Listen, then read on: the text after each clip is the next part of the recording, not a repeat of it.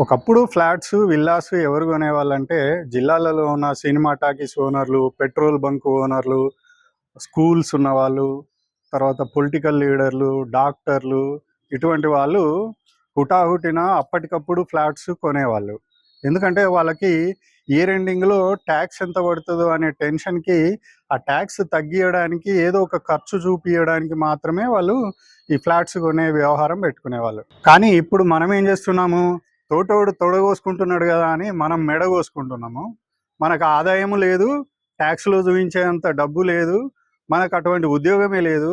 కానీ వాళ్ళలాగా ఫ్లాట్ కొనాలి, వాళ్ళలాగా బతకాలి, వాళ్ళలాగా కార్లు కొనాలి అనుకోవడం ఎంత దారుణమైన తప్పో ఆలోచించండి. ట్యాక్స్ పడితే మీరు ఫ్లాట్ కొనుక్కుంటే ఉపయోగం. ఉండడానికి ఇల్లు కొనుక్కోవడము అది వేరే విషయం. డబ్బున్న వాళ్ళు ఎట్లాగో కొనుక్కుంటారు.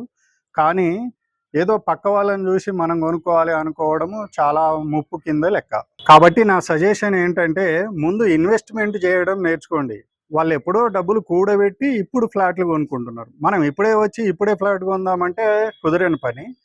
ముందు ఇన్వెస్ట్మెంట్ చేయడం నేర్చుకోండి. అంటే ₹1,00,000 పెడితే 2,00,000 అవ్వడము, 5,00,000 పెడితే మళ్ళీ 5,00,000 ప్రాఫిట్ రావడము, అటువంటిదంతా ఈ రియల్ ఎస్టేట్‌లోనే సాధ్యమవుతుంది.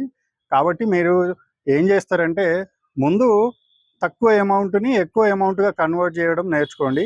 ఆ ఎక్కువ అమౌంట్ వచ్చిన రోజున మీరు ఫ్లాట్ కొనుక్కోవచ్చు, ఇల్లు కొనుక్కోవచ్చు, కారు కొనుక్కోవచ్చు, దర్జాగా బతకచ్చు. ఏమి ఇష్యూస్ ఉండవు. సరేనా?